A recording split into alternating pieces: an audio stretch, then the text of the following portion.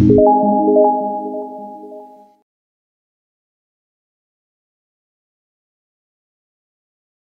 I am doctor Mohini Chikhalande. Welcome to क्रियाशारीर lecture series. आजच्या लेक्चरमध्ये आपण पित्त दोषाबद्दल अभ्यास करणार आहोत. ऑलरेडी लास्ट लेक्चरमध्ये आपण डिस्कस केलेलं होतं की जे क्रियाशारीर या विषयाचे जे बेसिक फंडामेंटल्स आहेत किंवा आयुर्वेदाचे जे बेसिक फंडामेंटल्स आहेत ज्याच्यावर पूर्ण शरीर कार्यरत असतं ते म्हणजे त्रिदोष: वातदोष, पित्तदोष आणि कफदोष. तर त्यापैकीच आपण वातदोषाची माहिती मागच्या लेक्चरमध्ये घेतलेली आहे. आता त्याच्यानंतरचा दुसरा जो दोष आहे तो म्हणजे पित्तदोष. तर याविषयी आपण आज डिस्कस करणार आहोत. हा जो टॉपिक आहे पित्तदोष हा युनिव्हर्सिटी एक्झाममध्ये MCQ, SAQ आणि LAQ अशा तीनही प्रकारच्या प्रश्नांसाठी इम्पॉर्टंट आहे. त्यामुळे हा टॉपिक महत्त्वाचा आहे.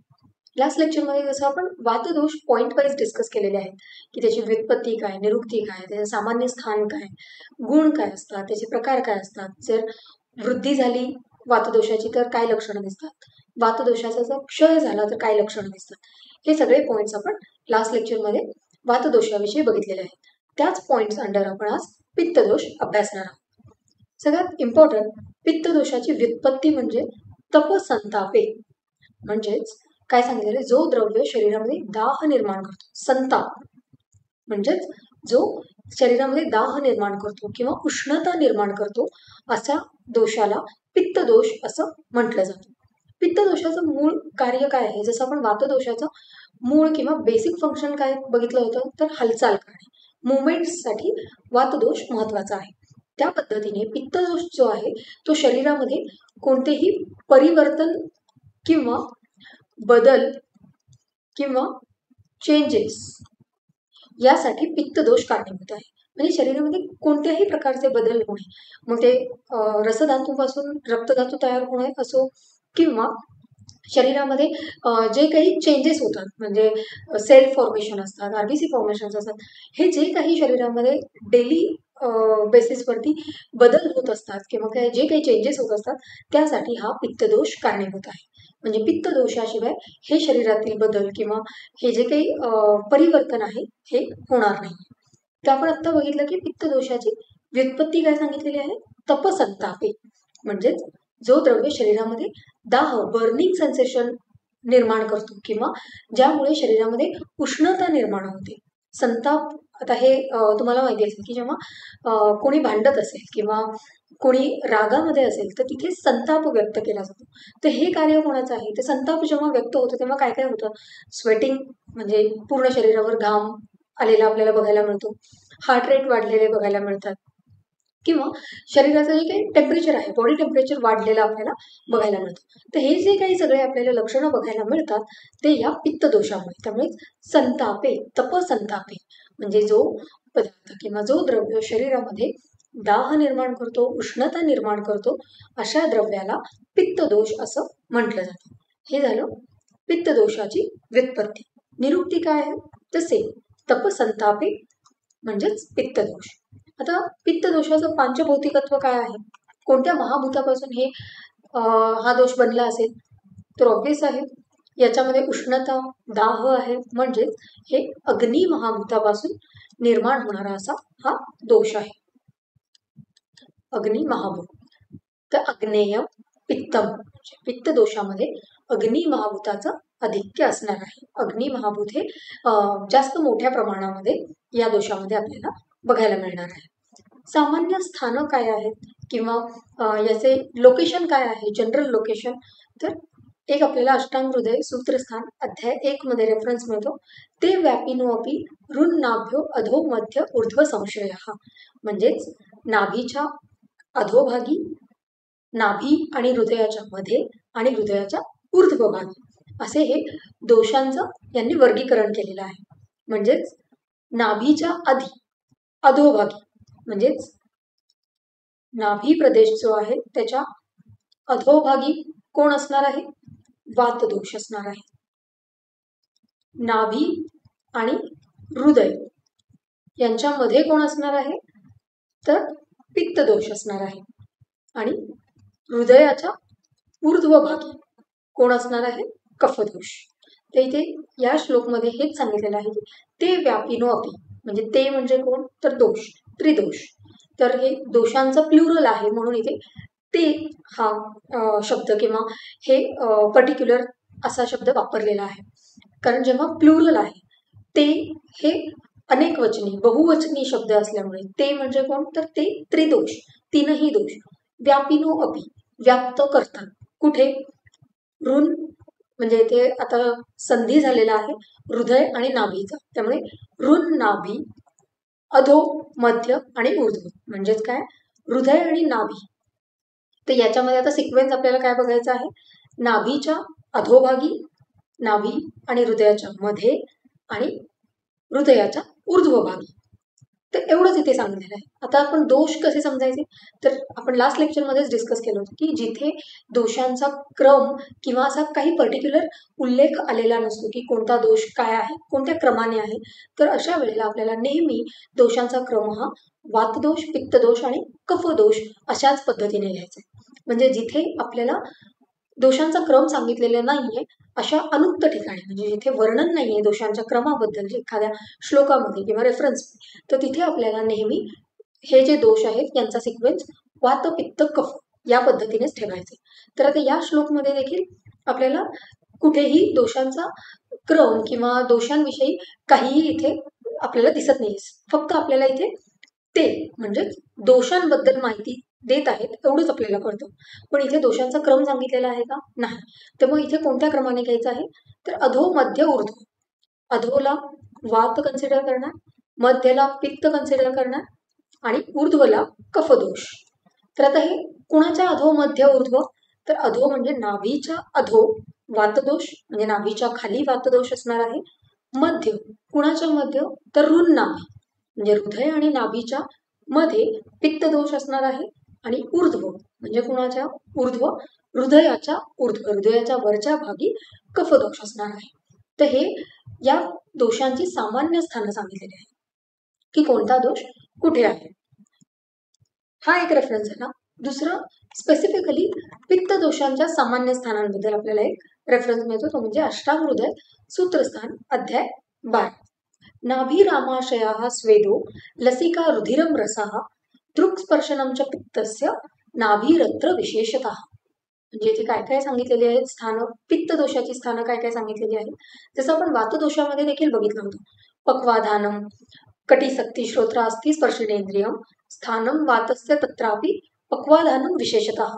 ज्या पद्धतीने तो श्लोक आपण वातदोषांच्या सामान्य स्थानांचा बघितला होता, त्याच पद्धतीने पित्त दोषाची सामान्य स्थानं काय सांगितलेली आहेत. नाभी, आमाशय, नाभी म्हणजे अम्बिलिकल रिजन, आमाशय म्हणजे स्टमक, स्वेद, स्वेट, लसिका म्हणजे जे लसिका आपण असं म्हणू शकतो की कोणतीही जखम झाली शरीराला किंवा आपल्याला जर खरचटलं तर त्याच्यातून पाण्यासारखा जो द्रव, पहिल्या रक्ताच्या आधी देखील जो पाण्यासारखा एक द्रव बाहेर येतो चिकट असा, त्याला लसिका म्हणतात. रुधिरम म्हणजेच रक्त, रस म्हणजे रसधातू, दृक म्हणजे नेत्र, स्पर्शनम म्हणजेच आपली त्वचा किंवा स्किन. हे सगळे पित्त दोषाची सामान्य स्थानं सांगितलेली. पण या सगळ्यामध्ये देखील नाभीरत्र विशेषतः सांगितले, म्हणजे नाभी हा जो हे जे स्थान आहे पित्तदोषाचं ते विशेष स्थान सांगितलेलं आहे. बाकी सगळ्या ठिकाणी तर पित्तदोष असणारच आहे, पण स्पेसिफिकली नाभीच्या ठिकाणी, अम्बिलिकसच्या ठिकाणी पित्तदोष हे विशेष प्रमाणात उपलब्ध असणार आहे. तर नाभी म्हणजे अम्बिलिकस, आमाशय म्हणजे स्टमक, स्वेद म्हणजे स्वेट, लसिका म्हणजे आपण बघितलं की जखम झाल्यानंतर जे काही द्रव पदार्थ रक्तस्राव होण्यापूर्वी खरचटल्यानंतर जे काही पाण्यासारखा चिकट पदार्थ शरीरातून किंवा स्किन मधून बाहेर येतो त्याला लसिका म्हटलं जातं. रुधिरम म्हणजे रक्तधातू, रसधातू, दृक म्हणजे नेत्र किंवा ज्याला आपण म्हणू चक्षुरेंद्रिय, स्पर्शन म्हणजे त्वचा किंवा स्पर्शनेंद्रिय, ही सगळी पित्त दोषाची सामान्य स्थानं सांगितलेली आहेत. तर त्यामध्ये नाभी हे विशेष स्थान सांगण्याचं कारण काय आहे, तर आता आपण ते पुढे डिस्कस करणार आहोत. तर नाभीबद्दल तर आपण डिस्कस करणार आहोत की हे विशेष स्थान का आहे. पण आमाशयामध्ये 2 सेक्शन्स होतात. सॉरी, असं जर तुम्ही स्टमक इमॅजिन केलं तर याचे 2 सेक्शन्स होतात, ऊर्ध्व आणि अधो. तर ऊर्ध्व भाग जो आहे तो कफ दोषासाठी आहे आणि अधो आमाशय जे आहे ते पित्त दोषासाठी आहे. म्हणजे इथून इसोफेगस येईल आणि पुढे हे डिओडिनम सुरू होईल. तर इथे जे हे स्टमक आहे तर त्याच्या वरच्या भागात म्हणजे ऊर्ध्व भागात कफदोष असणार आहे आणि अधो भागामध्ये पित्त दोष असणार आहे. तर त्याच्यानंतर स्वेद हा मेदाचा मल सांगितलेला आहे. तर जेव्हा पण मेद धातूच्या चयापचयाची क्रिया होते तिथे मेटाबॉलिझम काही ऍक्टिव्हिटीज होतात मेटाबॉलिक, तर अशा वेळेला जो स्वेद धातू तिथे मेद धातूमधून तयार होतो मल स्वरूपामध्ये, त्याच्यामध्ये देखील पित्तदोषाचं आधिक्य सांगितलेलं आहे. म्हणूनच पित्तदोष किंवा क्रोधामध्ये असल्यानंतर स्वेदन किंवा स्वेटिंग होताना आपल्याला बघायला मिळतं. लसिका म्हणजे आपण बघितलं तर हे पित्तदोषाचं स्थान सांगण्याचं महत्वाचं कारण असं आहे की जेव्हा हे लसिका किंवा हे पाण्यासारखा जो द्रव बाहेर येतो त्याच्यामुळे तिथे नंतर जी जखमेमध्ये किंवा त्या वुंडमध्ये हिलिंग प्रोसेस जी होते, जखम भरून येण्यासाठी जे काही शरीरामध्ये बदल घडतात तर ते परिवर्तन करण्याचं काम हे पित्तदोषाचं आहे. सुरुवातीलाच आपण बघितलं की पित्तदोष कशासाठी कारणीभूत आहे? परिवर्तनासाठी, बदलासाठी. जेव्हा जखम होते ती जखम भरून येते किंवा हील होते ती वुंड, म्हणजेच काय होणार आहे? ती इंजुरी हील होते म्हणजे काय आहे? तर तिथे काही बदल होतात शरीरामध्ये, तिथे नवीन सेल्स तयार होतात, नवीन टिश्यू फॉर्मेशन होतं आणि ती जखम आपल्याला हील झालेली बघायला मिळते. तर हे जे परिवर्तन आहे तिथे पित्तदोष असणार आहे आणि लसिका हे त्या जखमेतून येणारं स्त्राव किंवा आपण सिक्रिशन म्हणू शकतो. त्यामुळे लसिका हे देखील एक पित्तदोषाचं स्थान सांगितलेलं आहे. रुधिरम म्हणजेच रक्तधातू हे देखील पित्तदोषाचं स्थान आहे. रक्तधातू आणि पित्तदोष हे आश्रयी संबंधाने राहतात. जेव्हा आपण हा टॉपिक बघणार आहोत आश्रयी संबंध, त्यावेळी आपण याच्याबद्दल डिटेल डिस्कशन करणार आहोत. जसं आपण वातदोषामध्ये बघितलं होतं की वातदोष आणि अस्थिधातू हे आश्रयी संबंधाने राहतात, म्हणजे एकमेकांच्या साह्याने राहतात. त्याच पद्धतीने पित्तदोष आणि रक्तधातू हे देखील एकमेकांच्या साह्याने राहतात. म्हणजे पित्तदोषामध्ये जर उष्ण गुण वाढला तर आपल्याला लगेच रक्तधातूमध्ये देखील उष्ण गुण वाढलेला दिसून येतो. म्हणजेच मग शरीरामध्ये ब्लिस्टर्स येतील, पुरळ यायला लागतील किंवा नाकातून जे रक्त वाहतं, जर तुम्ही युजली ऑब्झर्व केलं असेल उन्हाळ्यामध्ये जेव्हा खूप उन्हात फिरून आल्यानंतर बऱ्याच जणांना नाकातून रक्त येणे किंवा रक्तस्राव होणे, इपिस्टॅक्सिस ज्याला आपण म्हणतो, हे बऱ्याच जणांची कंप्लेंट असते. तर याच्यामध्ये काय होणार आहे? जेव्हा उन्हात फिरत असताना आतप सेवन होणार आहे, म्हणजे उन्हाचा जो उष्ण गुण आहे तो पित्तामध्ये येणार आहे आणि शरीरामधल्या पित्ताचा उष्ण गुण वाढणार आहे आणि पित्तदोष आणि रक्तधातू एकमेकांच्या साह्याने राहतात. त्यामुळे उन्हामध्ये जाऊन आल्यानंतर शरीरातली उष्णता वाढणार आहे, पित्तदोषातली उष्णता वाढणार आहे आणि त्यामुळे रक्तधातूमधील उष्णता वाढून रक्तधातू हा जे काही बाह्य स्रोतस आहेत त्याच्यातून बाहेर त्याचा स्त्राव व्हायला सुरुवात होणार आहे. त्यामुळे जेव्हा उन्हातून फिरून आलं, खूप जास्त उन्हातून जाऊन आल्यानंतर बऱ्याच जणांना नाकातून रक्तस्राव होण्याची शक्यता असते किंवा हे कंप्लेंट बरेच जण सांगत असतात. तर त्याचा काय संबंध आहे? तर अशा पद्धतीने की शरीरातील पित्तदोषाचा उष्ण गुण वाढतो आणि त्यामुळे पित्तदोष रक्तधातूच्या आश्रयी संबंधाने राहत असल्यामुळे रक्तधातूवर देखील त्याचा परिणाम होतो आणि रक्तस्राव व्हायला लागतो. त्याच्यानंतर पुढचा सामान्य स्थान आहे ते म्हणजे रसधातू. तर रसधातू आणि रक्तधातू शरीरामधून जेव्हा रक्तधातूचं वहन होत असणार आहे, ब्लड सर्क्युलेशन जे होत आहे, तर तिथेच रसधातूचं देखील सर्क्युलेशन होत असणार आहे. म्हणजे असं काही सेपरेट नाहीये की रसधातू वेगळा जातोय, रक्तधातू वेगळा जातो. तर हे एक सोबत चालणाऱ्या क्रिया आहेत. त्यामुळे जर रक्तधातू मध्ये पित्तदोष असेल तर ऑटोमॅटिकली रसधातू ज्याच्यातून रक्तधातूचं वहन होत आहे तिथेच रसधातू असल्या कारणाने रसधातूमध्ये देखील पित्तदोषाचं स्थान सांगितलेलं आहे. पुढचं स्थान आहे ते म्हणजे दृक, म्हणजेच चक्षुरेंद्रिय, नेत्र किंवा डोळे. तर याच्यामध्ये डोळ्यांमध्ये पित्त दोष जो आहे, तर पित्ताचे जेव्हा आपण प्रकार बघणार आहोत तेव्हा आलोचक पित्त हा जो प्रकार आहे पित्ताचा तो स्पेसिफिकली डोळ्यांमध्ये आपल्याला बघायला मिळतो. तर जे अग्नी महाभूत आहे पित्त दोषामध्ये, जे अग्नी महाभूत आहे किंवा अग्नी महाभूताचं आधिक्य जे आहे, तर हे अग्नी महाभूत या पित्ताच्या साह्याने बघण्याची क्रिया करतात. म्हणजेच जे आपण विजन म्हणतो किंवा जे दृक किंवा दर्शन हे जे कार्य आहे, बघण्याची जी काही क्रिया आहे ही क्रिया कशामुळे होणार आहे, तर अग्नी महाभूतामुळे होणार आहे. पण अग्नी महाभूत हे पित्त दोषाच्या साहाय्याने हे विजन जे आहे किंवा बघण्याची जी क्रिया आहे ती पूर्ण करणार आहे. म्हणजे अग्नी महाभूताला पित्त दोषाचं सहाय्य मिळतं किंवा पित्त दोषाच्या मदतीने अग्नी महाभूत हे दृक कार्य किंवा विजन हे जे कार्य आहे डोळ्यांचं ते इथे पूर्ण केलं जातं. पुढचं आहे ते म्हणजे स्पर्श म्हणजे त्वचा. तर त्वचेला आपल्याला जेव्हा उष्ण, शीत किंवा एखादा सरफेस स्मूथ आहे किंवा खडबडीत आहे, हे सगळं कसं ज्ञान होणार आहे, तर त्वचेमध्ये असणाऱ्या भ्राजक पित्तामुळे. जेव्हा आपण पित्ताचे प्रकार बघणार आहोत तेव्हा आपण या प्रत्येक प्रकाराबद्दल डिटेल डिस्कशन करणार आहोत. जसं डोळ्यांमध्ये आलोचक पित्त आहे त्याच पद्धतीने त्वचेमध्ये भ्राजक पित्त आहे. तर हे जे भ्राजक पित्त आहे हे काय करणार आहे, तर उष्ण, शीत हे जे स्पर्श आहेत याची काय म्हणू शकतो आपण, हे जे सेन्सेशन्स आहेत हे ब्रेनला पोहोचवण्याचं कार्य ह्या भ्राजक पित्तामुळे होणार आहे. आणि त्यामुळे आपल्याला प्रत्येक स्पर्श कळणार आहे की स्मूथ काय आहे, हार्ड काय आहे किंवा स्लिपरी काय आहे, हॉट काय आहे, कोल्ड काय आहे. तर हे जे आहे हे या पित्त दोषामुळे होणार आहे. त्यामुळे त्वचा हे देखील पित्त दोषाचं स्थान आहे. आणि हे आपण आतापर्यंत ही सगळी स्थानं बघितली, पण त्यातही नाभीरत्र विशेषतः म्हणजे नाभी जे आहे, अंबिलिकस जे आहे ते पित्त दोषाचं विशेष स्थान सांगितलेलं आहे. तर हे पित्त दोषाचं विशेष स्थान का आहे, तर रचनेच्या दृष्टिकोनातून नाभी प्रदेश म्हणजे काय आहे, अंबिलिकल रिजन म्हणजेच ग्रहणी आणि लघु आंत्र म्हणजेच डिओडिनम आणि स्मॉल इंटेस्टाईन हे या अंबिलिकल रिजनमध्ये इन्क्लूड होणारे ऑर्गन्स आहेत किंवा अवयव आहेत. तर नाभी प्रदेश म्हणजे फक्त अंबिलिकस आहे का, तर नाही. अंबिलिकल एरियामध्ये डिओडिनम आणि स्मॉल इंटेस्टाईन हे देखील तिथे येणार आहेत. आणि ग्रहणी जे आहे, डिओडिनम जे आहे, तिथे अन्नपचनाचं जे महत्वाचं कार्य आहे ते पित्त दोषाच्या साहाय्याने ग्रहणीमध्ये होणार आहे, डिओडिनममध्ये होणार आहे. म्हणजे आहाराचं सेवन केल्यानंतर आहाराची जी पचन क्रिया आहे ती ग्रहणीमध्ये डिओडिनममध्ये होणार आहे. आणि पचनासाठी कोण इम्पॉर्टंट आहे, कोणता दोष कारणीभूत आहे, तो म्हणजे पित्त दोष. तर पित्त दोषाच्या साहाय्याने जे पचनाचं कार्य होणार आहे ते ग्रहणीमध्ये म्हणजेच डिओडिनममध्ये होणार आहे.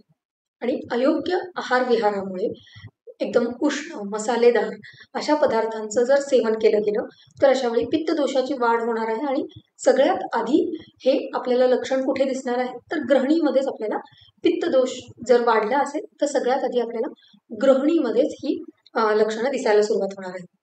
जर तुम्ही कधी ऑब्झर्व केलं असेल तर खूप जास्त स्पायसी खाण्यात आलं असेल, उष्ण, मसालेदार असे पदार्थांचं जास्त सेवन केलं असेल, अतिशय काय म्हणू शकतो आपण, कटू, आम्ल, लवण अशा रसात म्हणजे अति प्रमाणात चिप्स खाल्ले गेले किंवा एखादी स्पायसी भाजी, खूप तेलकट किंवा एकदम मसाल्याची भाजी जर खाण्यात आली असेल तर आपल्याला बरोबर एक अंबिलिकल रिजनमध्ये दुखायला सुरुवात होईल किंवा हायपर ॲसिडिटी सारखं आपल्याला एक लक्षण दिसायला लागेल. आणि आपल्याला जे इपिगॅस्ट्रिक रिजन आहे, अंबिलिकसच्या वरचा जो भाग आहे, स्टर्नमच्या इथे म्हणजे स्टर्नमचा बेस जिथे आहे, मॅनुब्रियम आणि काय म्हणू शकतो आपण, अंबिलिकस, इथे जे एपिगॅस्ट्रिक रिजन आहे, 9 रिजन्स ऑफ ॲब्डोमेन तुम्ही अॅनाटॉमीमध्ये शिकला असाल, तर त्या 9 रिजन्स ऑफ ॲब्डोमेनमधला इपिगॅस्ट्रिक जो रिजन आहे, अंबिलिकसच्या एक्झॅक्टली वरचा रिजन, तिथे आपल्याला हायपर ॲसिडिटी म्हणजे तिथे बर्निंग सेन्सेशन जाणवेल किंवा अंबिलिकल रिजनमध्ये आपल्याला माइल्ड पेन जाणवेल. जर पित्तदोष अत्यधिक प्रमाणात वाढला तर इथे आपल्याला शूल हे देखील लक्षण विकृत पित्त वृद्धीमध्ये आपल्याला बघायला मिळतं. तर हे जे सांगितलेलं आहे की नाभी हे विशेष स्थान काय आहे, तर एकतर सगळ्यात अन्नवचनाची महत्वाची क्रिया नाभीच्या एरियामध्ये किंवा नाभी अंबिलिकल रिजनमध्ये होणार आहे. जर काही अयोग्य आहार विहार सेवन झाला म्हणजे अति मसाल्यांचे पदार्थ खाण्यात आले त्यामुळे जर पित्तवृद्धी झाली तर सगळ्यात आधी पित्तवृद्धीची जी काही लक्षणं आहेत ती देखील आपल्याला अंबिलिकल रिजनमध्ये बघायला मिळणार आहेत. आणि विकृत आहारामुळे पित्तदोषाचं जेव्हा प्रमाण वाढतं आणि वाढलेलं जे पित्त आहे ते ग्रहणीमध्ये डिओडिनममध्ये स्टोअर व्हायला लागतं, साचायला लागतं, त्यालाच पित्तदोषाची चय अवस्था म्हटली जाते. जेव्हा तुम्ही रोग निदान आणि विकृती विज्ञान हे हा विषय जेव्हा अभ्यासाल तेव्हा तुम्हाला या दोषांची चय अवस्था काय असते, प्रकोप अवस्था काय असते आणि प्रसर अवस्था काय असते, तर या सगळ्या गोष्टींबद्दल अभ्यासाला मिळणार आहे. पण इथे आपल्याला लक्षात ठेवायचं की जेव्हा एका पर्टिक्युलर लिमिट नंतर जर दोषाची वृद्धी व्हायला लागली आणि ते दोष स्वस्थानामध्ये त्यांच्या स्वतःच्याच स्थानांमध्ये साचून राहायला लागले तर त्याला आपण क्षय अवस्था म्हणतो. तर अशा मसालेदार पदार्थाच्या सेवनामुळे किंवा अति उष्ण आहार सेवनामुळे हे पित्तदोष वाढायला लागतं आणि त्याचं ग्रहणीमध्ये डिओडिनममध्ये ते साचायला लागतं. त्यामुळे अंबिलिकस हेच का महत्वाचं स्थान आहे, तर याबद्दल आपण हे पॉइंट्स बघत आहोत. आणि पित्ताची जी सर्वसामान्य चिकित्सा आहे, पित्तासाठी विरेचन चिकित्सा सांगितलेली आहे, वातदोषासाठी बस्ती चिकित्सा होती, पित्तदोषासाठी विरेचन चिकित्सा सांगितलेली आहे. तर ही जी विरेचन चिकित्सा आहे ह्याच्यामध्ये काय होणार आहे, जेव्हा पित्तज व्याधीमध्ये चिकित्सा स्थान हे देखील ग्रहणी आहे, म्हणजे जेव्हा पित्त अति प्रमाणात साचून साचून ते ग्रहणीमध्ये साचायला लागतं आणि तिथे क्षय अवस्था होते, तर अशा वेळेला पित्ताचं जे पाचन कार्य आहे ते ग्रहणीमध्ये असलेल्या पित्तामुळे होतं. नंतर याच्यामध्येच अयोग्य आहार विहारामुळे पित्तदोषाचा क्षय देखील संचय देखील व्हायला लागतो आणि ग्रहणीमधील हे जे पित्त आहे ते जर अति प्रमाणात वाढलं तर ते पुरुषाच्या माध्यमातून बाहेर टाकलं जातं, म्हणजे स्टूल मार्फत अत्यधिक प्रमाणातलं पित्त हे शरीरातून बाहेर टाकलं जातं. म्हणूनच हे नाभी किंवा नाभी प्रदेशात येणारे हे जे काही अवयव आहेत, ग्रहणी, डिओडिनम, हे पित्तदोषाचं प्रमुख स्थान सांगितलेलं आहे. म्हणजे 3 महत्वाचे पॉइंट्स आहेत. एक तर अन्नपचनाची महत्वाची क्रिया ग्रहणीमध्ये होणार आहे. दुसरं, जर अयोग्य आहार विहाराचं सेवन झालं तर पित्तदोषाची क्षय अवस्था ही आपल्याला ग्रहणीमध्ये बघायला मिळणार आहे. आणि तिसरा महत्वाचा मुद्दा म्हणजे जी पित्तदोषाची चिकित्सा आहे, विरेचन चिकित्सा, ज्याच्यामध्ये मलाद्वारे पुरुषाद्वारे साचलेलं पित्त शरीरातून बाहेर काढून टाकलं जातं, तर हे जे आहे हे देखील ग्रहणी स्थित पित्त जेव्हा अत्यधिक प्रमाणात वाढायला लागतं तेव्हा विरेचन औषध देऊन त्याला आपण शरीरातून मल मार्गाद्वारे बाहेर काढून टाकतो. तर या 3 पॉइंट्समुळे नाभी हे जे नाभी हे जे स्थान आहे हे पित्तदोषाचं विशेष स्थान सांगितलेलं आहे. मग ते नाभीमध्ये येणारे हे लघु आंत्र म्हणजे स्मॉल इंटेस्टाईन, ग्रहणी म्हणजे डिओडिनम, ही सगळी अवयव येणार आहे. तर अशा पद्धतीने पित्तदोषाचं आपण सामान्य स्थानं बघितली आणि पित्तदोषाचं विशेष स्थान नाभी का आहे याच्याबद्दल देखील आपण चर्चा केली. पुढे आहे पित्तदोषाचा रस काय आहे, टेस्ट कशी आहे, याची चव काय आहे. तर रसौच कटुक आम्ल, म्हणजे इथे रस 2 प्रकारचे रस सांगितलेले आहेत, कटुक आणि आम्ल. तर याच्यामध्ये आता आपल्याला समजून घ्यायचं आहे की कटुक रस म्हणजेच तिखट किंवा कटू रस ज्याला आपण म्हणतो, हा प्राकृत पित्ताचा आहे. म्हणजे पित्तदोष एकदम साम्य अवस्थेमध्ये आहे, एकदम प्राकृत अवस्थेमध्ये आहे, व्यवस्थित त्याचं काम सुरू आहे शरीरामध्ये. तर अशा वेळी पित्तदोषाचा रस कोणता आहे, कटू रस. पण आम्ल रस कधी असणार आहे, जेव्हा पित्तदोष विकृत होणार आहे, म्हणजे काही खाण्यापिण्याने अति मसालेदार पदार्थ खाण्यात आले, अति लवण रसाचं आहार सेवन झालं, अति आम्ल रसाचं आहार सेवन झालं, अति कटू रस म्हणजे तिखट पदार्थांचं सेवन जास्त झालं, तेव्हा पित्तदोष हा विकृत होणार आहे, त्याचे नॉर्मल जे फंक्शनिंग आहे ती बिघडणार आहे. तर अशा वेळेला पित्तदोषाचा रस कोणता होणार आहे, तर आम्ल. म्हणजे पित्तदोष प्राकृत अवस्थेत असताना कटू रस, आणि जर पित्तदोष विकृत झाला तर आम्लरस, असे पित्तदोषाचे रस सांगितलेले आहे. अजून एक रेफरन्स आलेला आहे सुश्रुत संहितेमध्ये, पित्तम तीक्ष्णम द्रवम पुती नीलम पीतम तथैव च उष्णम कटुरसम च एव विदग्धम च आम्लमेव. म्हणजे इथे पण तेच सांगितलेलं आहे, कटुरस प्राकृत अवस्थेमध्ये पित्तदोष हा कटुरसाचा असणार आहे, आणि विदग्ध म्हणजे पित्तदोष जेव्हा विदग्ध अवस्थेमध्ये जाणार आहे, म्हणजे जेव्हा ते अत्यधिक विकृत होणार आहे, जर आहारामुळे काही विहारामुळे जेव्हा शरीरातलं पित्तदोष बिघडायला लागतं त्यावेळी मात्र पित्तदोषाचा रस हा आम्ल होणार आहे. तर असे 2 रस आपल्याला पित्तदोषाच्या संदर्भात लक्षात ठेवायचे. असे जे पॉइंट्स असतात हे MCQ साठी विचारले जातात, म्हणजे पित्तदोषाचा रस कोणता आहे, किंवा AIA PGET सारखे जे PG एंट्रन्स आहे अशा ठिकाणी PG एंट्रन्समध्ये किंवा युनिव्हर्सिटी एक्झामच्या MCQ मध्ये असे पॉइंट्स विचारले जातात की पित्तदोषाचा रस कोणता आहे. तर मग आपल्याला हे माहिती असायला हवं की प्राकृत अवस्थेमध्ये कटू रस आहे आणि विकृत अवस्थेमध्ये आम्ल रस आहे. तर पित्तदोषाचा वर्ण कोणता आहे, म्हणजे रंग काय आहे? तर औष्ण्यम तैक्ष्ण्यम द्रवत्वम अनतिस्नेहो वर्णश्च शुक्ल अरुण वर्जो. आता आपण इथे वर देखील बघितलं होतं की नीलम पीतम म्हणजे पित्तदोष हा नीलवर्णी पीतवर्णी असा देखील सांगितलेला आहे. आणि दुसरा एक रेफरन्स आहे चरक संहिता सूत्रस्थान अध्याय 20, ज्याच्यामध्ये काय सांगितलेलं आहे? वर्णश्च शुक्ल अरुण वर्ज म्हणजे शुक्ल वर्ण आणि अरुण वर्ण. शुक्ल म्हणजे पांढरा रंग, अरुण म्हणजे साधारण लालसर किंवा ऑरेंज शेड मधला असा तो रंग. ह्या शुक्ल आणि अरुण हे वर्ण सोडून बाकीचे जे काही वर्ण आहेत ते पित्तदोषाचे सांगितलेले आहेत. तर इथे स्पेसिफिक आहे शुक्ल अरुण वर्जो म्हणजे वर्ज सांगितलेलं आहे. शुक्ल आणि अरुण सोडून म्हणजे श्वेतवर्ण आणि अरुण वर्ण सोडून इतर जो वर्ण आहे तो पित्तदोषाचा वर्ण आहे असं इथे सांगितलेलं आहे. पण सुश्रुत संहितेमध्ये रेफरन्स आलेला आहे की पित्तदोष हा नीलवर्णी पीतवर्णी असा सांगितलेला आहे, नीलम पीतम. त्यामुळे हे दोनही रेफरन्स आपल्याला इथे लक्षात ठेवायचे आहे. आता पित्तदोषाचा गंध काय आहे?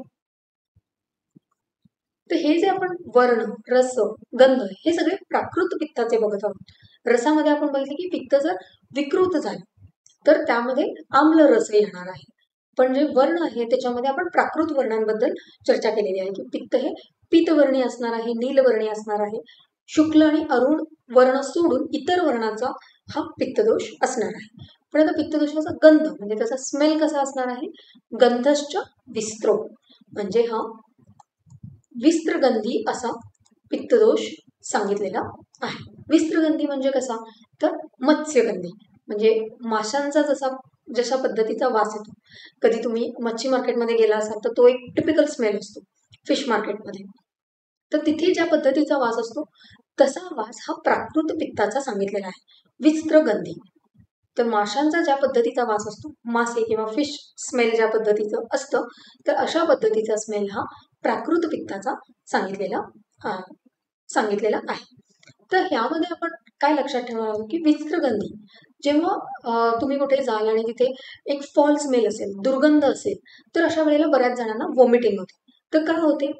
जेव्हा तो दुर्गंध असणार आहे त्याचा तो दुर्गंध कंटिन्युअसली इनहेल केल्यानंतर शरीरातील पित्त दोषामधला हा जो विस्त्रगंध आहे तो वाढणार आहे आणि त्याच्यामुळे रिफ्लेक्स ऍक्शन होऊन तिथे वॉमिटिंग हे लक्षण आपल्याला बघायला मिळणार आहे.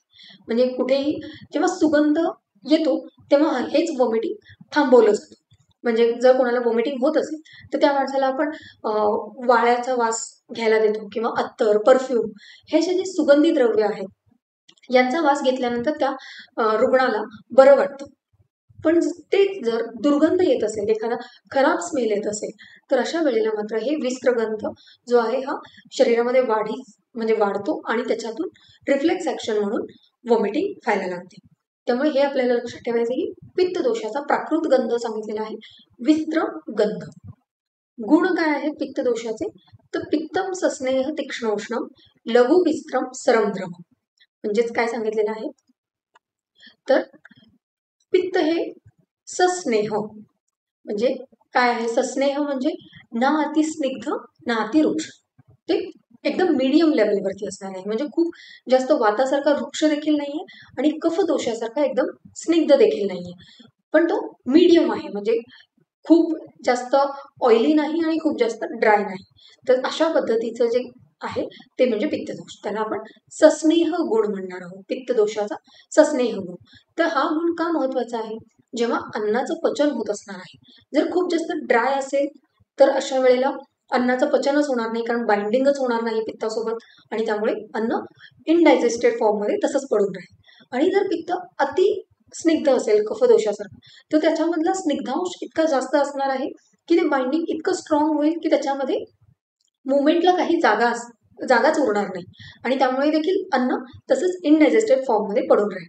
त्यामुळे पित्तदोषाचा हा जो महत्वाचा गुण आहे सस्नेह, त्यामध्ये ना अति वृक्ष ना अति स्निग्ध, जास्त स्निग्ध पण नाही आणि जास्त वृक्ष पण नाही. या गुणामुळे म्हणजे जेवढं हवंय तेवढीच स्निग्धता आहे आणि जेवढं हवंय तेवढं वृक्षता म्हणजे मीडियम लेवलवरती असल्यामुळे जे आहाराचं सेवन केल्यानंतर हा पित्तदोष जेव्हा आहारामध्ये मिक्स होणार आहे तेव्हा प्रत्येक फूड पार्टिकल सोबत त्याचं व्यवस्थित बाइंडिंग होणार आहे आणि त्यामधून व्यवस्थित अन्नाचं पचन होणार आहे. त्यामुळे सस्नेह गुण हा महत्वाचा आहे. पुढे आहे तीक्ष्ण गुण. वेदने तीक्ष्ण असं सांगितलेलं आहे. म्हणजेच जे आहाराचं सेवन केल्यानंतर जे फूड आपण घेतलेलं आहे त्याचं डिसइंटिग्रेशन होणार आहे, म्हणजे त्याचं भेदन होणार आहे पित्तदोषाच्या तीक्ष्ण गुणामुळे. आणि जे काही फूड पार्टिकल्स आहेत ते सेपरेट होणार आहेत आणि त्याच्यामध्ये पित्तदोष खोलवर जाऊन आपली पचनाची क्रिया पूर्ण करणार आहे. म्हणजे सपोज असा मोठा फूड बोलस आहे, तर हे जेव्हा स्टमकमध्ये जाणार आहे आणि त्याच्यावर जेव्हा सगळ्या बाजूने पित्तदोषाचं कार्य सुरू होणार आहे, अशा पद्धतीने हे पित्तदोष सगळीकडून त्याला अटॅक करणार आहे त्या फूड बोलसवरती. अशा वेळेला ह्याचं काय होणार आहे, ते हे असे सेपरेट फॉर्ममध्ये फूड पार्टिकल्स डिसइंटिग्रेट होणार आहे आणि याच्या बाजूने प्रत्येक ठिकाणी पित्ताचं कोटिंग होणार आहे आणि पित्ताच्या कोटिंगमुळे ते व्यवस्थित अन्न पचलं जाणार आहे, त्याचं प्रॉपर डायजेशन होणार आहे. त्यामुळे तीक्ष्ण गुण काय करणार आहे, तर पचनासाठी मदत करणार आहे. उष्ण स्वेदने उष्ण म्हणजे तेच उष्ण गुणामुळे काय होणार आहे, जेव्हा आहाराचं सेवन केलं जाईल त्याच्यानंतर पित्तदोष काय होणार आहे, तिथं सिक्रेट होणार आहे. तर पित्तदोष सिक्रेट होण्यासाठी कोण रिस्पॉन्सिबल आहे, तर उष्ण गुण. म्हणजे स्वेदने उष्ण सांगितलेला आहे. जेव्हा आहार शरीरामध्ये आला म्हणजे स्टमकमध्ये येईल स्पेसिफिकली, तेव्हा या उष्ण गुणामुळे तिथे पित्तदोषाचं स्त्रवण, पित्तदोषाचं सिक्रेशन स्टमकमध्ये व्हायला सुरुवात होणार आहे आणि त्याच्यावर पचनाची क्रिया सुरू होणार आहे. पुढे आहे पित्तदोषाचा लघुगुण. लंघने लघु म्हणजे हे जे काही मुवमेंट्स आहेत, म्हणजे आता इथे डिसइंटिग्रेशन होईल तीक्ष्ण गुणामुळे आणि असे छोटे छोटे फूड पार्टिकल्स तयार होतील आणि त्याच्यावर पित्तदोषाचं कोटिंग होईल आणि पचनाची क्रिया होईल. तर हे सगळं होण्यासाठी लघुगुण महत्वाचं आहे. कारण आपण ऑलरेडी बघितलं होतं वातदोषामध्ये की जे ग्रहणी आहे किंवा डिओडिनल जो एरिया आहे तिथे जाठराग्नी आहे आणि तिथे समान वायू देखील आहे.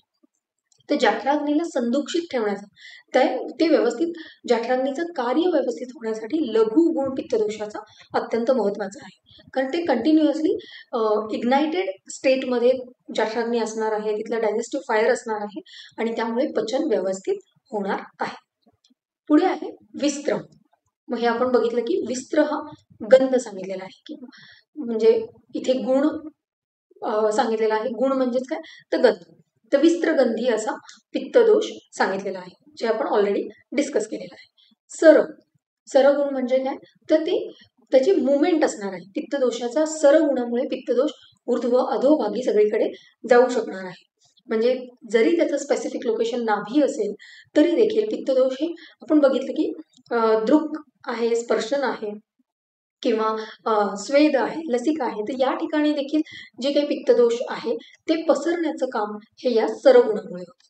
किंवा फॉर दॅट मॅटर की इथे जे आपण पचनाचं बघत आहोत आता, तर अशा वेळेला जर फूड पार्टिकल्स असे वेगवेगळे विखुरलेले आहेत तर प्रत्येक फूड पार्टिकल पर्यंत जाऊन त्याच्यावर पचनाची क्रिया करण्याचं कार्य जे आहे ते या सरगुणामुळे होणार आहे. आणि द्रव म्हणजे द्रवगुण. पित्तदोषामध्ये द्रवगुण देखील आहे. पण जेव्हा हाच द्रवगुण अत्यधिक प्रमाणात वाढतो, म्हणजे जेव्हा पित्तदोषाची विकृती होते आणि पित्तदोष द्रवगुणाने जेव्हा वाढतो तेव्हा मात्र आपल्याला इनडायजेशन ही कंप्लेंट पेशंट सांगत असतो. का असं होतं, तर द्रवगुण कशासाठी गरजेचा आहे, जसा सस्नेह गुण इम्पॉर्टंट आहे की डायजेशनसाठी, जास्त स्निग्ध पण नाही जास्त रुक्ष पण नाही, त्याच पद्धतीने द्रवगुण काय करणार आहे, जेव्हा हे बाइंडिंग होणार आहे फूड पार्टिकल सोबत पित्तदोषाचं जेव्हा बाइंडिंग होणार आहे तर तिथे काहीतरी बाइंडिंग मटेरियल आपल्याला लागणार आहे. तर बाइंडिंग करण्यासाठी कोणतीही गोष्ट, आता आपण एखादा मातीचा काही घडा बनवायचा आहे तर फक्त मातीने होणार आहे का, तर ते बाइंडिंग होण्यासाठी तिथे माती एकजीव होण्यासाठी आपण पाणी टाकतो आणि त्याच्यानंतर आपल्याला हवे ते शेप्स आपण त्या मातीपासून बनवू शकतो. तर अशाच पद्धतीने जे तिथे आपण पाणी टाकलेलं आहे ते पाणी काय आहे, तर ते लिक्विड फॉर्म आहे. तर ते लिक्विड फॉर्म एकत्र येऊन एक प्रकारे त्याचं बाइंडिंग करणार आहे, एक त्याचा एकजीव जे होणार आहे माती, आणि त्याच्यानंतर आपण आपल्याला हवे ते शेप्स त्यातून बनवू शकणार आहोत. त्याच पद्धतीने पित्तदोषाचा द्रवगुण काय करणार आहे, तर हे जे सेपरेट झालेले विखुरलेले असे फूड पार्टिकल्स आहेत त्याच्यामध्ये हे पित्तदोष या द्रवगुणामुळे जाऊन मिक्सअप होणार आहे. त्या आहारामध्ये ते प्रॉपरली काय म्हणू शकतो आपण, मिक्स होणार आहे किंवा एकजीव होणार आहे आणि त्याच्यातून आहाराचं पचन व्यवस्थित होणार आहे. पण हे जे सगळे आपण गुण बघत आहोत, हे जेव्हा आपल्या आपल्या प्रमाणामध्ये व्यवस्थित योग्य अशा पद्धतीने कार्य करणार आहेत तेव्हाच आहाराचं पचन व्यवस्थित होणार आहे. तर यातून कोणताही गुण जर वाढला किंवा कमी झाला, या गुणांमध्ये काही विकृती आली, तर अशा वेळेला आहाराच्या पचनामध्ये देखील विकृती येणार आहे. एक एक्झाम्पल बघू शकतो आपण, ते म्हणजे द्रवगुण. जर द्रवगुणामध्ये वृद्धी झाली, समजा पित्तदोषातला जो द्रवगुण आहे तो अत्यधिक प्रमाणात वाढला, कोणतेही कारण म्हणजे अयोग्य आहार विहारामध्ये जे काही स्पेसिफिक कारणं आहेत द्रवगुण वाढण्यासाठी, तर त्याच्यामधून जर पित्तदोषाचा द्रवगुण अधिक प्रमाणात वाढला तर काय होणार आहे, तर जे जाठराग्नी आहे, ग्रहणीमध्ये असणारं जे डायजेस्टिव्ह फायर आहे, ते या पित्तदोषातल्या द्रवगुणामुळे ते विझून जाणार आहे आणि तिथे प्रॉपर डायजेशन ही प्रक्रियाच होणार नाहीये. त्यामुळे हे जे काही गुण आहेत ते आपल्या आपल्या प्राकृत अवस्थेत जोपर्यंत आहेत तोपर्यंत शरीरातल्या सगळ्या क्रिया ह्या उत्तम चालणार आहेत. पण हाच द्रवगुण जर कमी झाला, जसं वाढल्यानंतर ते डायजेस्टिव्ह फायर विझून जाणार आहे आणि त्यामुळे डायजेशन होणार नाही, त्याच पद्धतीने हा जर द्रवगुण कमी झाला, द्रवगुणामुळे जर पित्तदोषाची विकृती झाली असेल द्रवगुण कमी झाल्यामुळे, तर अशा वेळेला देखील डायजेशन होणार नाही, कारण प्रॉपर मिक्सिंगच होणार नाही. पित्तदोष आणि जे फूड पार्टिकल आहेत ते व्यवस्थित एकमेकांसोबत ते मिक्सअप होणार नाहीत आणि त्यामुळे देखील डायजेशन होणार नाही. तर असे ह्याचे जेव्हा क्लिनिकली आपण या गोष्टी बघतो तेव्हा आपल्याला या जे गुण सांगितलेले आहेत दोषांचे ते आपल्याला जास्त व्यवस्थित लक्षात राहतात. तर अशा पद्धतीने आपण बघितलं की पित्तदोषाचे हे सामान्य गुण सांगितले आहेत. पित्तम सस्नेह तीक्ष्णोष्णम लघु वित्रम सरम द्रवम. पुढे आहे आता पित्तदोषाचं कार्य काय आहे.